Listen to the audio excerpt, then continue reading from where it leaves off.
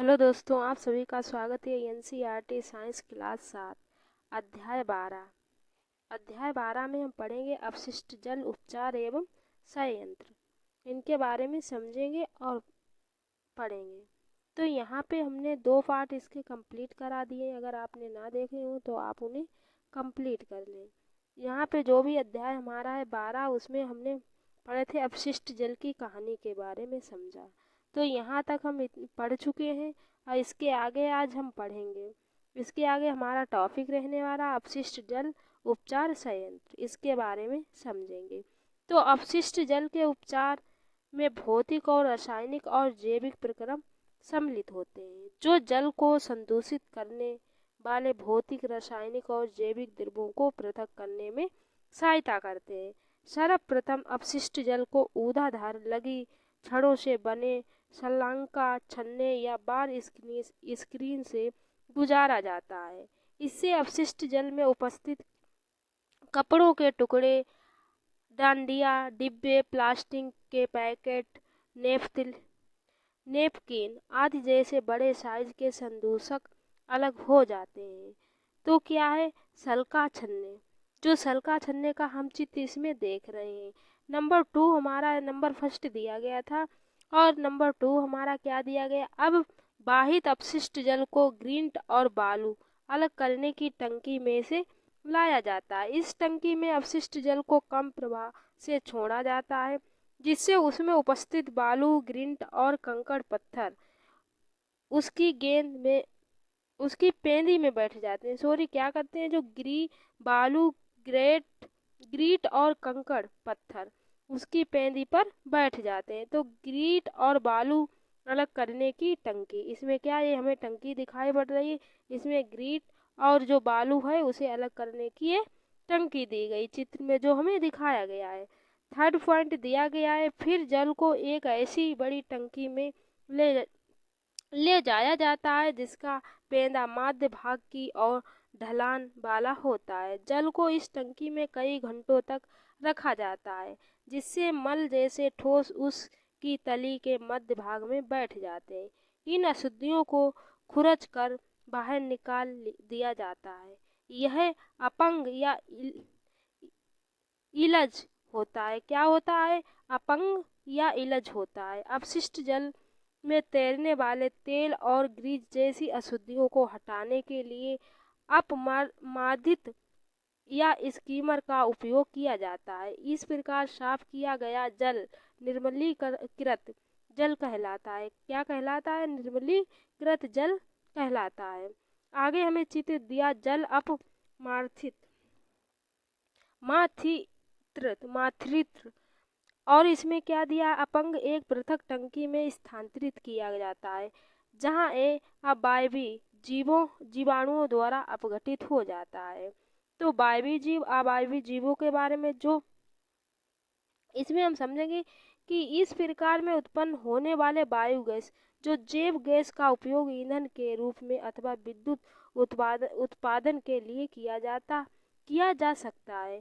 Point 4 दिया गया, निर्मलीकृत जल में पंप द्वारा वायु को गुजारा जाता है, जिसमें उसमें वायवीय जीवाणु की वृद्धि होती रहती है, जो वायु को क्या करते हैं, ग्रहण करते हैं। अवायवीय जीव जो होते हैं बिना वायु के रह सकते हैं, और वायवीय जीव वो होते हैं जो वायु को ग्रहण करते हैं।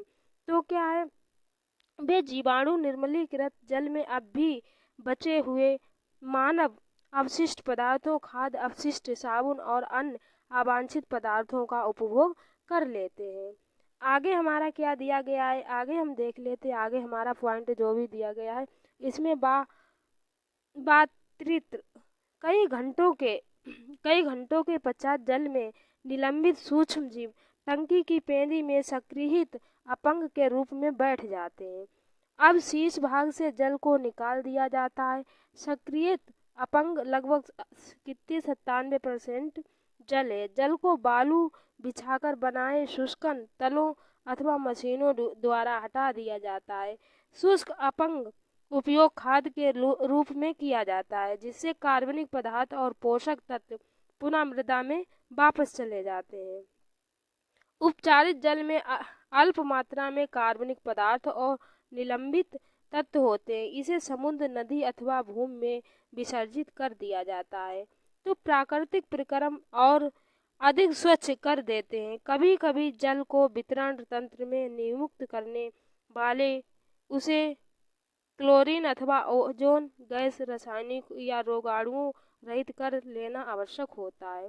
तो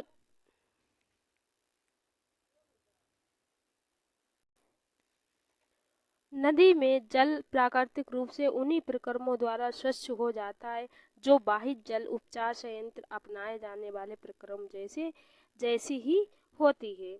आगे क्या आप जानते हैं, यह सुझाव दिया गया कि हमें बाह्य मल संयंत्रों के चारों ओर यूकेलिप्टस के वृक्ष लगाने चाहिए। ये वृक्ष समस्त अतिरिक्त अपशिष्ट जल को अवशोषित कर लेते हैं। हमें क्या करना चाहिए, यूकेलिप्टस लिप्टस जो यूकेलिप्टस है उसके वृक्ष लगाने चाहिए। ये क्या कर लेता है, ये जो अपशिष्ट जल को अवशोषित कर लेता है, वायुमंडल में शुद्ध जलवाष्प को निर्मुक्त करता है। तो जागरूक नागरिक बने। क्या बने, जागरूक नागरिक बने।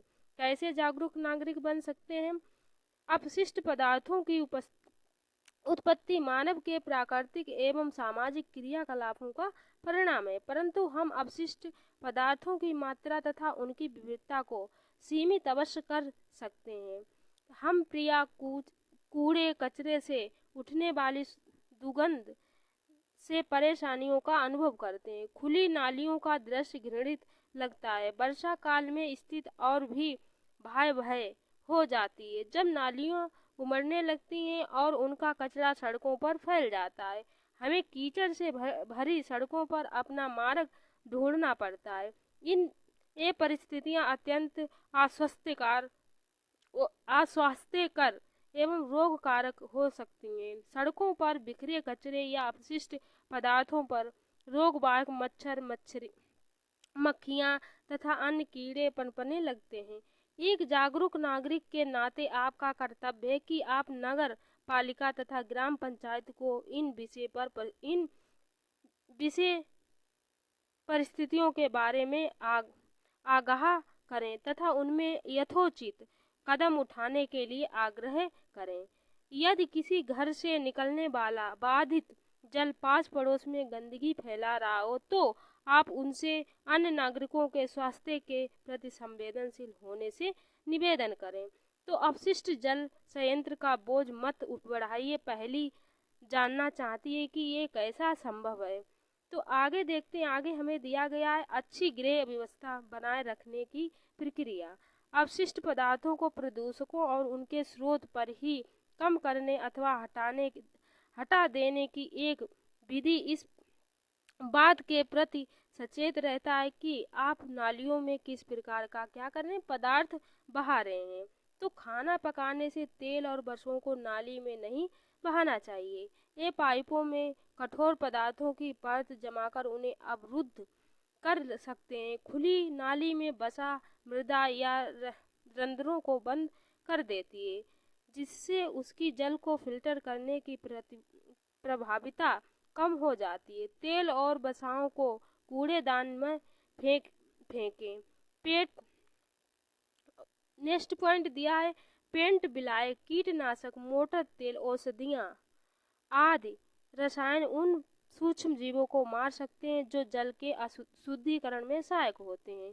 तो इनसे क्या होता है, पेंट, बिलाए, कीटनाशक, मोटर तेल, औषधियाँ आदि रसायन जो उन सूक्ष्म जीवों को क्या कर देते हैं, मार देते हैं, जो जल को क्या करते हैं, शुद्ध करते हैं, शुद्धिकरण में सहायक होते हैं। इसीलिए इन्हें नालियों में मत बहाइए।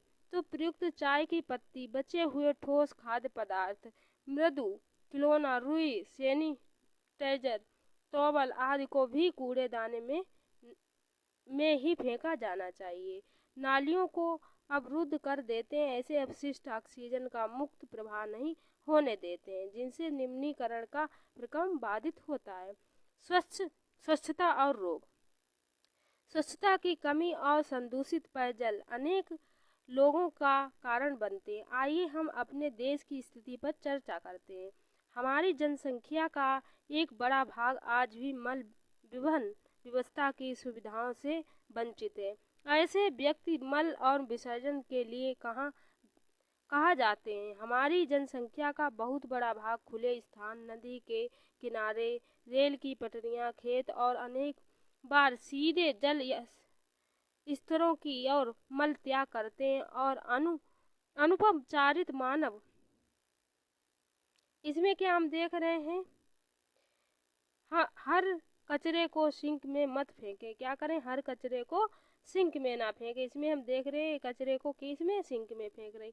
इसमें देख रहे हैं छन्नी से निकाल कर क्या करे, कूड़ेदाने में डाल रही है। तो इसमें हम देख लेते हैं, मल स्वास्थ्य संकट का एक कारक है। इसमें जल और मृदा का प्रदूषण हो सकता है। आप जानते हैं कि सतह पर उपलब्ध जल और भूजल दोनों मानव मल से प्रदूषित हो जाते हैं। भूजल कुआं, ट्यूबवेल, नलकूपों, झरनों और अनेक नदियों के लिए जल का स्रोत है। अतः अनुपचारित मानव मल जल जनित रोगों का सबसे सुगम पद बन जाता है। इसमें क्या है, हैजा, टाइफाइड, मलेरिया, मेनिंजाइटिस, हेपेटाइटिस और पेचिस जैसे रोग सम्मिलित हैं।